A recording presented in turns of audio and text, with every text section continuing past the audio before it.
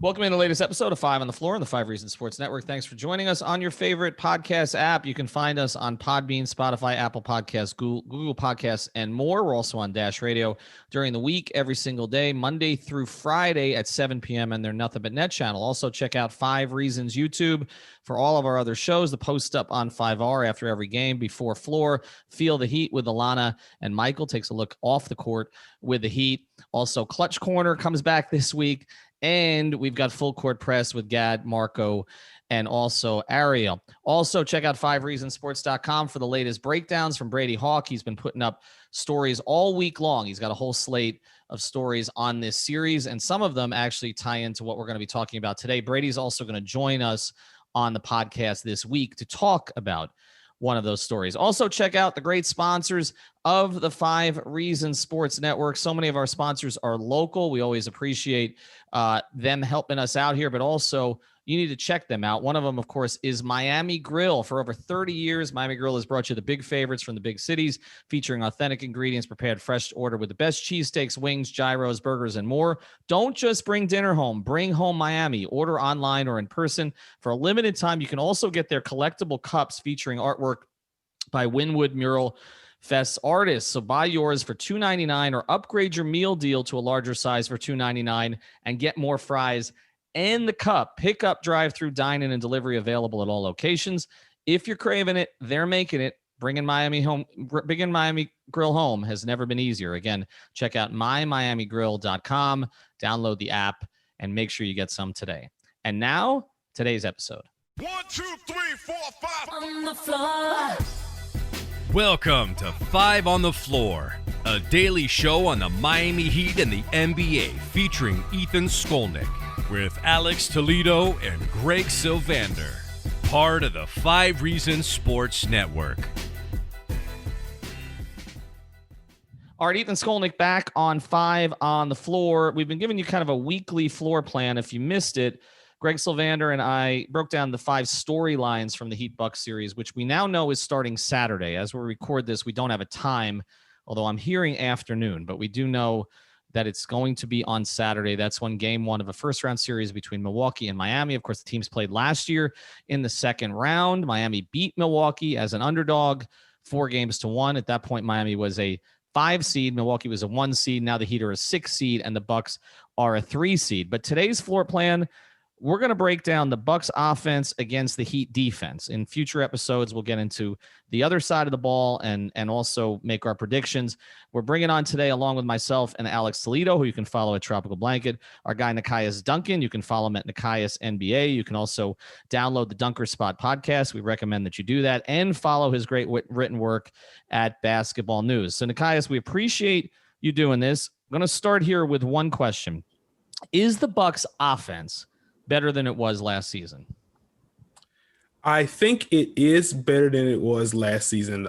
Just looking at some numbers on Cleaning the Glass, their offensive rating in the half court is better than it was last year, which was the big question. And I think that's really what's been important to track with Milwaukee in regards to what happened last season and the year before that in the postseason, to where teams were able to just kind of wall up Giannis, and it was just a bit of a struggle for him. He would still get his numbers, but it just grinded the offense down to a halt. And once you're able to slow down the tip of the spear, then everything else kind of falls into place for the other team. So I do think there was definitely an emphasis for Milwaukee to switch things up offensively. Just what they did with the roster, being able to add a guy like Drew Holiday that gives them a more confident ball handler, that unlocks a lot of different things. They've been more willing to use Giannis as a screener and as a handoff guy. That gives him more utility. Giannis has improved himself, more comfortable shooting jumpers, more comfortable with those post fadeaways, with those post hooks. I still go back to that technically the second meeting, but the first of 2 games Milwaukee had against Brooklyn not too long ago. And obviously you look at the box score, Giannis had 49, and it's less about him nearly dropping a 50 piece, but more about how he went about that. Brooklyn did not change what they wanted to do. They had DeAndre Jordan hang back, just kind of invite Giannis to do whatever he wanted. And Giannis brought the funk to him early. And then also sprinkled in some post fadeaways, some mid-range jumpers. Again, if they hung back off of him, he was able to flow into those handoffs or operate as a screener. So just that little bit of diversity in the offense. Again, it's not like you're not going to confuse Milwaukee's offense with like what Utah runs or what the 14 Spurs run or what the Warriors ran. or anything like that. But just that little bit of difference with the talent that they have, I think that's enough to say that this is a different team than what we saw last year. So Nekias, I think it's great that you mentioned diversity, because that's exactly what I wanted to talk to you about with the Bucks. I feel like that's kind of the theme for this whole season, and I think kind of the narrative, for great reasons because of what we've seen over the past couple of seasons is, can they fix their diversity on defense? But that's not the topic of this pod. And also, they kind of fixed the diversity of their offense. That's kind of the thing that I feel like has been talked about less in the diversity of their defense. And I mean fixed in a way of, they're trying more things like what you're talking about there. And one of the things I wanted to ask you about, like you mentioned, you had Giannis kind of improving the intermediate game. You got them using Giannis more as a screener. You got Drew Holiday, who's an extra ball handler, creator, who adds different stuff. One of the wrinkles they've added since the beginning of their season was kind of having somebody stand in the dunker spot. And a lot of times it's not even a big, like they'll still have Brook Lopez and Bobby Porter spacing out of the three. They'll have maybe like a Middleton or a DiVincenzo out there, whoever just gets there first.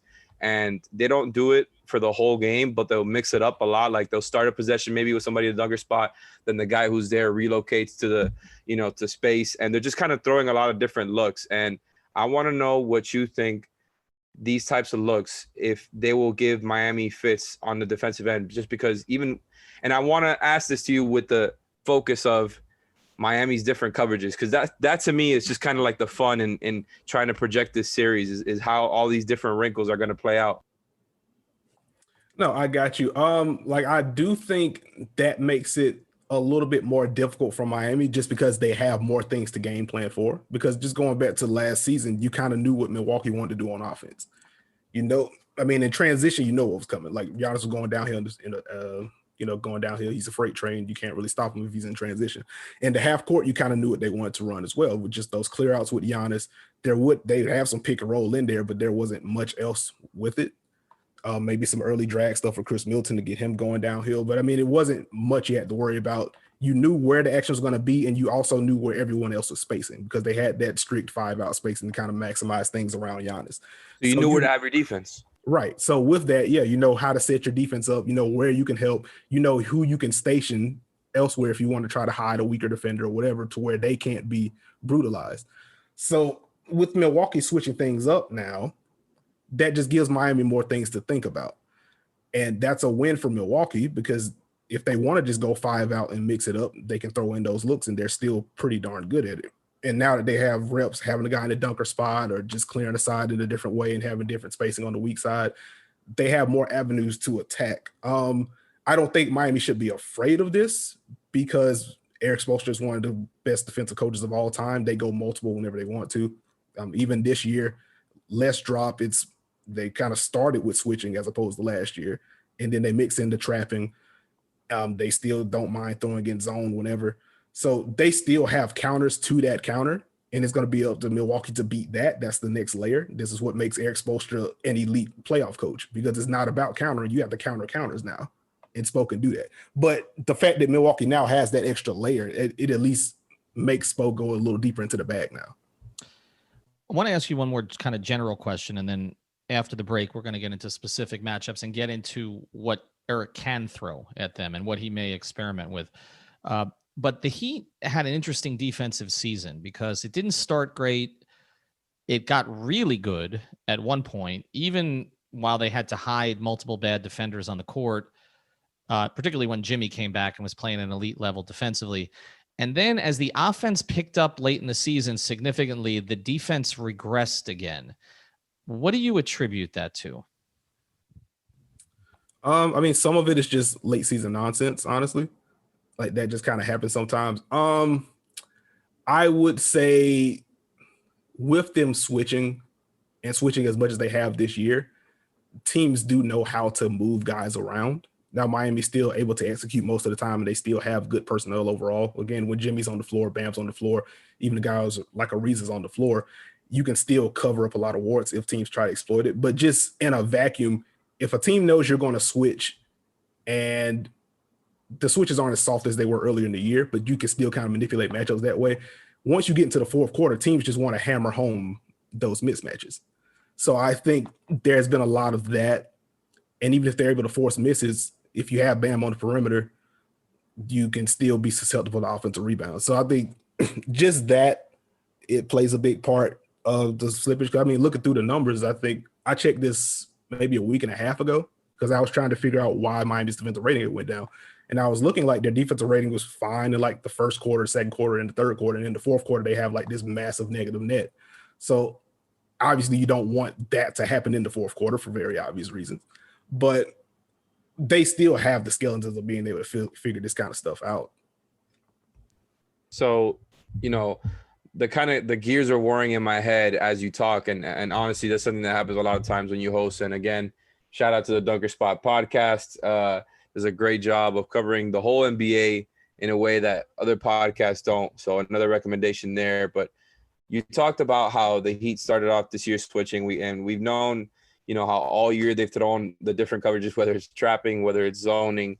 And to me, it's just like, let's say, you talk about switching, right? The Heat are switching on defense. Do you think this is a team that when they're in that mode is susceptible to being punished if the Bucks are just very deliberate with trying to mismatch hunt? Because I feel like that's something that they've thrown in more along the lines of, offensive diversity. When you talk about, if the Heat are going to be switching, you can get Brook Lopez on a mismatch pretty easily, right? And I feel like that's something that can be beat off of. If you somehow get Giannis with a mismatch, even though there's always going to be help coming, it feels like they've got better guys that Giannis can spray out to, better shot creators. I mean, they've just got more playoff players in general. Do you feel that this is going to be a series where they're just going to have to constantly mix up defensive coverages because sitting still with one is you think there's going to be like, I don't know, too many holes there to poke at? I would say I anticipate Miami's going to have to do some different things on defense. I would imagine like the first two games of the series, at least they may just stick to a base. Like, okay, we are going to switch. We're going to help like we normally do with the switching. Let's see if they're actually going to beat us through this. And if they do, then we'll adjust. I don't think it's going to be a quick shift for Miami because, again, this is what they've been doing all year. They had the personnel to do so. They just had success with this in the postseason last season. So I don't think it'll be anything they'll be scared out of. But I do think, assuming Milwaukee executes, like they will have to bend somewhere. And then we'll just see how effective that's going to be. All right, we're going to get into the matchups here in a second. Before we do, want to tell you about another sponsor of the 5 Reasons Sports Network. That's our friends over at CPT Florida, CPT South Florida.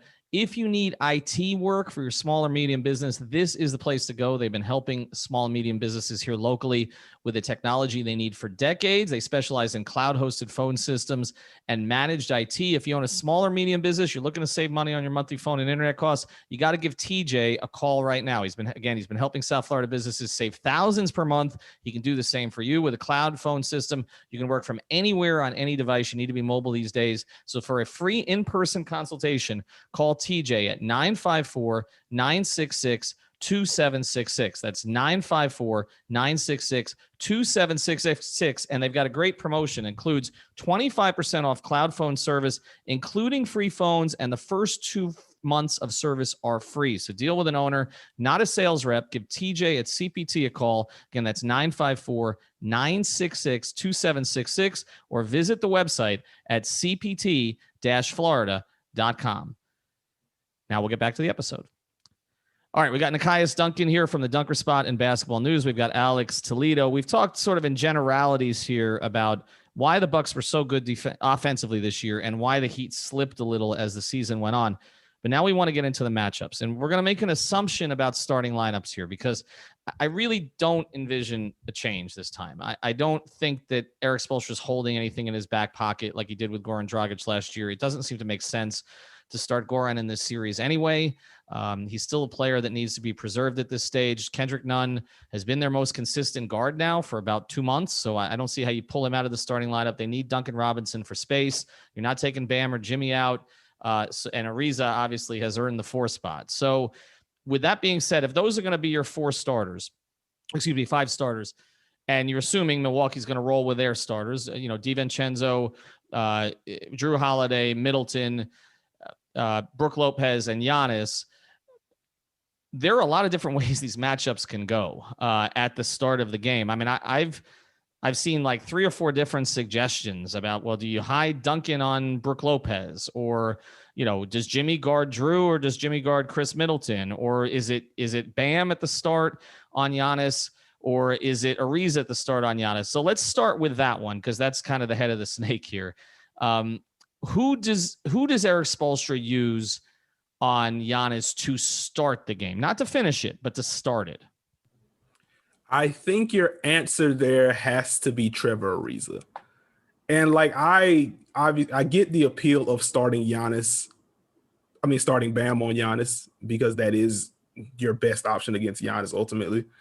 But I don't know, you don't want to take too much from regular season meetings. And just looking at this Bucks Heat series throughout the regular season, like Jimmy hasn't played any of the games, so it's kind of hard to take stuff from that anyway. But that last game that they played against Milwaukee kind of stood out, because very quietly, Miami won the series last year in convincing fashion, but very quietly, like Brook Lopez gave them a lot of trouble last year. And then going back to the game, I believe it was Saturday, Brook Lopez did not take a three.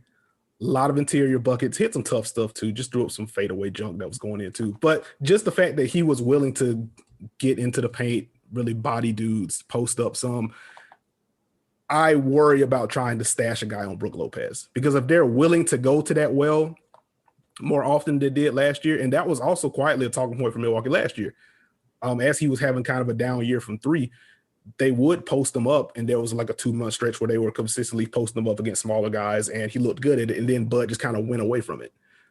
And then I fast forward now to Saturday, to where Brook Lopez is kind of wreaking havoc inside, and it's like, well, you can't really. Do you want to put Bam on Giannis to start and then have a Trevor Ariza on a Brook Lopez? Or if you want to use Ariza on Middleton and kind of junk it up there, do you want to have Duncan Robinson on Brook Lopez? Because Duncan Robinson is wildly important to what you do offensively. He's had some playoff foul trouble issues before, which I don't know how much of that is his fault, but you have that issue. So you don't want to stash like Duncan on Brook Lopez. They go quick post-ups on 2 straight possessions, 2 fouls on Duncan, and now your top movement shooter is out of the offense. And it's already going to be a battle to score against Milwaukee to begin with, because they're really freaking good. So I think you probably just kind of play it straight, honestly. Let Ariza eat up those innings against Giannis. You have Bam on Brook, allow him to help if Brook is on the perimeter, and if Brook is hitting threes at a high clip, then you kind of tip your cap. But use Bam as the helper in that way. And with how Miami switches on the perimeter anyway, you're going to need Bam as a helper in this series.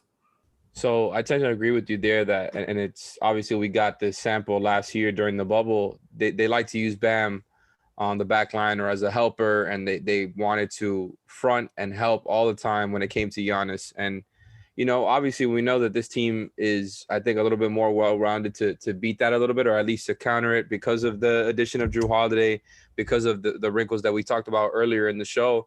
But to me, kind of what I want to ask about is the fronting and the trapping. Do you expect both of these things to occur at the same frequency that they were during the regular season against the specific Bucks team? Because to me, it's like the fronting is the one that seems obvious. Like you said, I think they're going to use Ariza in the similar way that they use Crowder and Iguodala. We know that Ariza isn't quite as strong as Crowder, but he's got some size on him when it comes to height and length. Mm-hmm. So I do think he's a little bit more switchable. I think he's strong enough to be able to do the job, just because it always helps that, it kind of matters more that the rest of the help side defense is on point there. And I think that's one of the things here is the low margin for error for the Heat. And to me, it's like if those rotations aren't on point, it feels like this is a series where they're going to pick up the Bucks are going to pick up some wins easily if kind of everything isn't on point. And to me, is it worth it to be not only fronting all game, but the trapping? That's the part that kind of concerns me. Do you think they trap Middleton as a ball handler? Do you think they trap Drew Holiday as a ball handler, or even Giannis as a ball handler, despite his lack of shooting? Like, I just have so many questions with how they apply that to this series. I would say maybe we see more of the trapping in some of those like hybrid second units. Like maybe if you have Drew and Chris on the floor at the same time, then you can afford to do so, because there's going to be a dip in passing elsewhere. If you trap one, you can kind of play that 3-on-4 at that point, and you still have tremendous help defenders. You have length around that kind of compensate for that. I don't know if I would go to the trapping with the starting unit. Drew is just a flat out better passer and playmaker than Eric Bledsoe is. Chris Middleton has improved as a passer and playmaker this season. Giannis has improved as a passer and playmaker this season. Not that Miami couldn't make that work because, again, they do have defensive personnel to bother them. They have very good off-ball defenders. Jimmy is all-world. Bam is ridiculous. Trevor Ariza can be in multiple places at once, even at this stage of his career. So it's not necessarily like a death nail or anything like that. But, again, I think early in the series, you have to treat it kind of as a prove to me that you're different. Like, we've seen you do different things. We see the numbers, or you are buried in some areas. Let's see you replicate this in playoff basketball. And if you do, then we'll go deeper into our bag.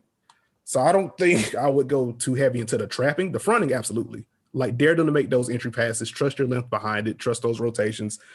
And again, if it's Trevor fronting, Bam coming to help, you have Jimmy on the weak side kind of splitting two guys, like, dare them to make that pass against Jimmy Butler and see what happens. So that's going to work. The trapping, I don't think you have to right now, because why those guys are better passers. Chris Middleton's very good 3-level scorer. Like, none of those guys, like, they aren't Steph, they aren't Dame, to where it's a fire if they have an open look as a pull-up guy. So you don't have to do that unless someone just gets unreasonably high, but I don't anticipate that. So probably less on the trapping. The front got to stay there. Point 4 I wanted to get to. You've mentioned this a little bit, but I want to get into a little bit more depth. Eric Bledsoe was a terrible playoff performer. He was brutal against the Heat last year. He was brutal for them the season before. They've replaced him with Drew Holiday, and I know that Drew gets more accolades for his defense, but what specific problems? We also saw him cook Dame Lillard a few years ago in a sweep. What specific problems, right? What specific problems does he cause? And like you said, is he, I mean, he's not Dame, he's not Steph, he's not, but he's pretty damn good. I mean, he can drop 25 on you, on fairly decent efficiency if you let him get going. How much attention do they need to pay to him? And who ultimately gets the assignment on him when it matters? Is it, we've seen Ariza used a lot on point guards this year, but also we've seen Jimmy down the stretch at times. The question of who to guard him is a good one. It's good that Miami has options. I'm currently working through, just by virtue of what Miami does, they switch so much, so it almost doesn't matter. Like, you just want to make sure you have good defenders on the floor, period. So if you are going to switch a screen, you're able to kind of scramble and help if you need to. I would say a lot of that's going to depend on what Milwaukee does to close. If they are willing to go Giannis at the 5, then I think Bam takes them, and that frees up Ariza for you. Because if they're going if they're going Giannis at the 5, then they're probably going to have Pat Connaughton out there. So you'll be able to hide one of your point guards. I love that. Like, and to be fair, like, Connaughton's actually he's been fine this year. I'll take that instead of Brook Lopez beating somebody up on the inside. Yeah, that's true. So I think, to your point, mine would definitely live with that. But yeah, if they're going Giannis at the 5, it's going to be either Connaughton or they'll have PJ Tucker out there, and in which case you can hide if it's Hero out there, or if it's Robinson out there, or if it's none out there, you can hide that, and that frees up a reason to take on the Drew assignment if you want to do that. Just between him and Jimmy taking on Chris Middleton and Drew Holiday, I don't really think it matters how you split that up, but I think those are going to be the two guys you want on the perimeter. So, man, and I still have just so many questions as we talk through this. Like, I'm really excited for the series. As I've said in other pods, I feel like I keep saying this. I wasn't afraid of this team ever since I saw what happened. And as the time goes on and on and on, I keep becoming more and more of a coward. And now I'm just like, I didn't want this series. I wanted the Hawks or the Knicks in the first round, and I wanted the Sixers in the second. And now here we are.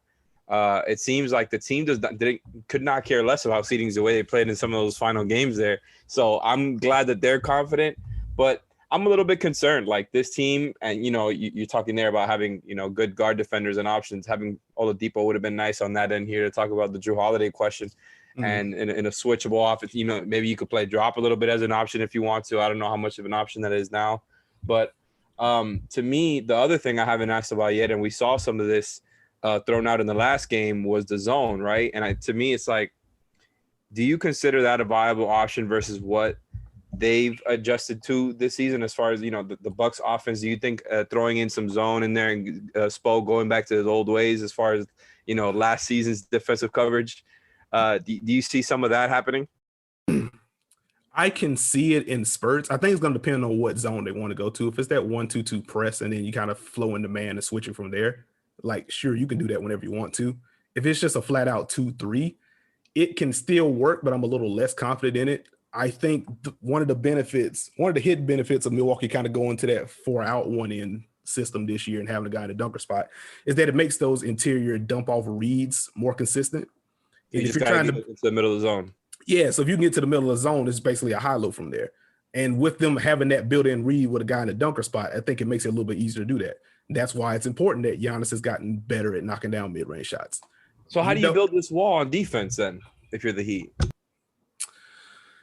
It is going to be difficult to do so. Like, I think the easy answer, if you're just kind of playing it straight, is to cheat off the shooters and have a guy like Jimmy at the nail, depending on where the ball is and where they bring it up. Just kind of cheat at the nail and trust your closeouts from there, which Miami can do that. But I don't think it's going to be as much of an automatic as it was last season. So if that's what like Heat fans, Heat lovers, or whatever are anticipating in terms of just from a scheme perspective, I don't think it's going to be that easy to just wall off Giannis. Now, the success is going to be a different thing, but just in terms of how they want to set it up, Milwaukee has added a little bit more movement to their offense. They have reconfigured the configuration of their offense. So I don't think they can build it as consistently. All right. Something I want to get to after the break, because we haven't talked much about it, are the benches. And that's also very different from last season because Milwaukee had an old bench, veteran guys who didn't perform all that well. Bryn Forbes is going to light them up in the bubble or in the series, but we're going to touch on that here in a second. Before we do, I'll tell you about another great sponsor of the 5 Reasons Sports Network. That's Therapist Preferred. This is a CBD company founded in 2019 by a physical therapist to optimize performance and recovery for active people. 100% THC free and third-party lab verified. So you don't have to worry about failing a test. Nothing is going to get you in trouble in this. Okay. All the products are made in the U.S. with cutting edge technology from organically grown hemp. The most popular products, CBD sports cream, the strawberry lemonade, and the green apple flavored gummies. Free shipping on all orders if you use the promo code 5 Reasons, and you'll also get 20% off your order. So that's the number 5 Reasons, 20% off your order. Shop now at therapistpreferred.com. That's therapistpreferred.com. Follow on social media at THRPST Preferred on Twitter. Therapist Preferred for active people by active people. Again, use the code at therapistpreferred.com. 5 Reasons. Get 20% off your order and free shipping. I'm actually going to order myself a second bottle today. I know Alex has one as well. All right, let's get to some rapid fire stuff here. Okay. Let's start with number 1. Offensively, is Milwaukee's bench better or worse than it was last season? I think it's a little bit. I think it's a little bit better. Mm-hmm. I think it helps that they actually have like an actual scorer they can dump the ball to. Because they had they had George Hill come off the bench last year, and he's more of a table setter / spacer than a scorer. I think Bobby Portis gives them a guy that can shoot, having one of the best shooting seasons of his career, and a guy that can kind of post up smaller guys against switches if you need him to do that. So he can get you a bucket. I do like the movement stuff from Bryn Forbes, though. If Milwaukee plays a heavy doses of Bryn Forbes in this playoff series, I would just say Miami's going to have fun with that one. No, it's not going to be fun at all. I mean, he's somebody that came from the Spurs organization, and I feel like they teach people how to light up the Heat over there. But really, like, the Heat are a team that overhelps so much on defense, and Forbes is like their best non-Chris Middleton shooter. It feels like that's coming, like that. He's going to have a game or two where he just goes crazy and hits like 6 threes. But I think he'll have a game like that maybe, but like my point was that Miami is not going to mind having him on the floor unless he's having a 6-3 game, because they are absolutely going to hunt him out on defense. Yeah, they're going to beat him up. He's not good. Like, it's one thing to be small on defense. There are inherent limitations there. He's small and he can get lost off ball. And you can't have that double whammy in playoff basketball. So Bryn Forbes minutes are going to be something to watch. If they're high, that means that he's shooting the lights out and you're probably in trouble. If it's kind of in the intermediate level, I think Miami's going to have fun with those minutes. All right, next one, Nekias, and then I'll let Alex finish one with one here. Sorry.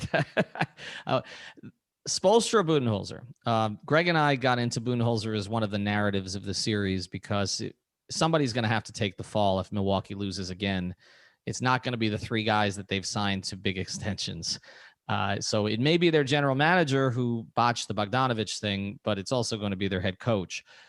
Who do you think, just on this side of the ball, not on the other side, because we're going to have Brady on to talk about that, from a Bucks offensive standpoint and a Heat defensive perspective, who do you think, I think I know the answer to this, but who do you think tinkers more in this series, and who do you think stays with what they're most true to? So basically, who's the high variance guy for the Bucks offensively? No, who's between the two coaches? Who is going to be more variable in the kind of things they do? In other words, Bud has typically been a guy who we're going to do what we do, right? Whereas with Eric, we've seen he talks a lot about identity, but then he'll throw some zone that you're not expecting. Okay. You know what I'm saying? Like, is it still going to be Spoelstra because essentially they're the underdog and he's a little bit more of a tinkerer anyway? Oh, okay, I got you. Yeah, it's definitely going to be Spo. I don't think we have to go too deep into that. Okay, well, simple enough. I mean, what's the wildest thing you think he's going to throw out there? Oh man, Spo. I honestly couldn't even tell you. We've already seen it. The whole regular season, he's thrown out all these different things. I feel like it was all, in preparation for this, right? Yeah, like Spo's not going to hold back any punches if he has to go to it. Well, the other thing I wanted to ask you about here was, the interior defense. I know that, for the past couple of seasons, even though they switched between defensive coverages throughout, the Heat have been very good at keeping teams from the paint, not so good at, keeping teams from scoring in the paint at a high level. That can be their weakness. I know that hasn't changed too much this season. How do you feel about that? And do you think that's kind of an underrated hole here in the Heat's defense is the fact that a guy like Giannis can just absolutely dominate you on defense if everything isn't on point? And we already mentioned Brook Lopez before, beating up on smaller guys if he gets those switches. Yeah, that's going to be my point. That's why Brook Lopez, I think, is going to be a guy that can help swing these things, because you know what Giannis provides, and you already kind of know what measures Miami's going to take to try to keep him out. They're going to help at the nail, maybe not be able to set up a wall as consistently, but they're still going to bring that help. They're going to front Giannis on the post if he does have anyone not named Bam or Reese on him, because nobody else is going to have this. I mean, I guess Dwayne Dedmon, but if Dwayne Dedmon's on Giannis, no love for Andre, huh? I mean, just from a size perspective, he's not going to stay on Giannis's hip. I don't think. I think he's going to front and then poke around from there. So that could absolutely be an issue. Like, I would also watch the random cuts from Dante DiVincenzo. He is good at that. If Miami tries to send help a little bit too early. Again, Giannis has gotten better at passing out of the post and passing out double teams. So the paint could definitely be an issue. If Miami's able to manage that, then I think they're going to be in pretty good shape. What about with Giannis as a roller? Like, does that change a lot for you? I guess my thing with that is, like, Giannis can be effective in it, but with Miami switching as much as they do, I don't think he's going to have the same clean pockets. You're going to cut off the angles every time? Yeah, like, I go back to that Bucks-Nets game I was talking about when Giannis kind of flows into a screener. That's because they have DeAndre Jordan out there to kind of camp in the paint, and they're just playing drop every time. Like, they're not willing to switch that very often. With Miami, I don't think he's going to have the same windows as a roller, but again, he has gotten more comfortable posting those smaller dudes, so that could still be a problem. That's still going to be something to watch for. One more for you. You mentioned Brook Lopez. This is anecdotal because I haven't looked up the numbers on this, but it has seemed to me over the years that Brook Lopez has put up big numbers against the Heat. He used to do it against Whiteside all the time, and yet his team lost. There's just numerous occasions of me, whether he was with the Nets or with Milwaukee, that when Brook Lopez has gotten numbers against the Heat, it's almost been like Spo's been okay with it. Is that anecdotal thought in my head? Is that your recollection also? Because I feel like that plays into this series a little bit. If his attitude is let Brook gonna do Brook, that's fine. Brook wants to take Duncan Robinson in the post, fine. Okay. And is that sort of your memory of it? I guess just to reference the playoffs last year, since I already had the tab up, Brook did average 18 points in the series last year, 53 from the field, 43 from three, which is okay. So what a problem? Yeah, 18 against the Heat, 18.2 points. Yeah, I don't remember that. But that's my whole point, though. Like, I feel like Brook's been doing that his entire career against the Heat, and again, they lost 4 out of 5 games. Like, I don't. I feel like they've been empty numbers against the Heat. And I'm not talking about just last year. I know we don't have them all up right now, but I'm talking about just going back like 10 years. And that's got to be in Spoelstra's head. Oh yeah, well, I would definitely agree with you there. Like I can vaguely remember some stuff from Brooklyn, where he was kind of terrorizing Miami inside. But I would say, just in general, is Brook Lopez going to be high on the priority list for Eric Spoelstra? Absolutely not. Like it stopped Giannis, stopped Drew, probably stopped Chris, and then maybe it's Brook. The issue is that Brook can do what he did last year because he's not being worried about. Like, again, you live with the post-ups against Duncan Robinson in the grand scheme. The problem is if he's doing that in combination with Milwaukee looking different on offense, with Giannis being better, with Drew being better than Eric Bledsoe, with Chris Middleton being very good. If Brook Lopez is also doing that, that's where you get in trouble. So I don't think it's going to be a major priority, but he could be someone that is like the icing on the cake, if that makes sense. Yeah. No, I get it. I get it. All right. Before we let you go, we got to get a pick. I know we didn't evaluate the other side of the ball. We're leaving that for Brady, but give it to us. What do you think? I'm going to get yelled at, but like I have Milwaukee in 6 this year. Mm-hmm. Yeah. I picked, for reference, I did pick Miami in, I think 5. I picked Miami in 6 last year for the series. But this year, I just think Milwaukee is better and they're doing some different things. They have more ways to counter. So I know where my interest lies, but just from what I've seen on film, like I have to take Milwaukee in 6. I did hear this prediction on a Dunker spot. So usually you would have gotten a reaction from me, some sort of disappointed wow or something that matter. But really, I got one final question for you. This one just kind of came up in my head.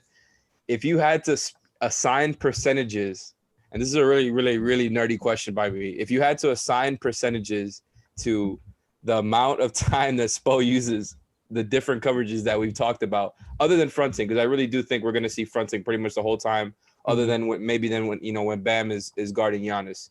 Outside of fronting and helping, how would you assign the percentages to everything else they do on defense? You had to guess. If I had to guess, I would probably say, this is a nerdy question, by the way. I really appreciate it. I would say 70%. I'll say 75% switch. I'd go 75% switch. I'll say 12% drop, because I mean the Deadman minutes are going to be there. So that puts me at 87. I would say maybe 4% trap, which was at 91, 9% zone. Wow. I love that. I mean, and the numbers, the different numbers that you use there. I mean, man, awesome answer. We're going to hold you to that. All right. Follow him at Nekias NBA on Twitter. Follow him at basketballnews.com. Follow him at the Dunker Spot podcast with Steve Jones Jr., who loves all the old washed bigs. Nekias, we appreciate you taking the time. We know you're busy. Steve picked the Heat, by the way. What's that? Steve Jones picked the Heat. I know he did. I know he did. Actually, Sedano picked the Heat. A lot of people on ESPN picked the Heat. I was a little bit surprised that Sedano's backtracking. Well, I mean, this is the year he should say he'd rather be the Sixers. Nekias, thank you. Thanks to our sponsors, Miami Grill, therapistpreferred.com. Use that 5 reasons for the 20% off, and also cpt-florida.com for all of your IT needs. Brady will be on with Greg and Alex to break down the other side of the ball tomorrow. Thank you for listening to the 5 on the Floor on the 5 Regional Sports Network.